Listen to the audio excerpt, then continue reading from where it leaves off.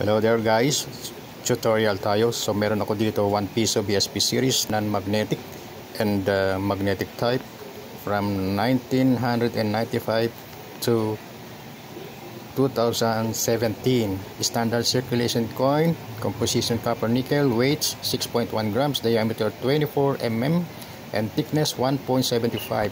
1995, 1996, 1997, sunod-sunod na po yan, 1998, and siyempre 1999, at paparating tayo ng millennium, year 2000, ang ganda, 2001, 2002,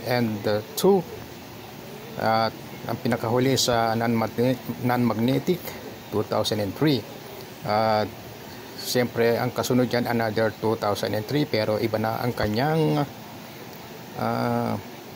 composition, magnetic type po yan. So nickel plated steel na siya. Ayan po. At ang bigat niya 5.35 grams na lang. Ayan po. 2004 common, 2005 yan po ang hard to find. Ayan po. So meron akong mga spare niyan. Kapag naghahanap kayo, hindi ako bumibili. 2006 semi hard to find, 2007 common, then 2008, 2009, mga circulated coin po yan, kaya medyo bago pa sila, at mirror like 2010, 2011 and 2013. So nauna po yan, nasan siya na. Ayan po, susunod din yung 2012. Ayan po, and then 2014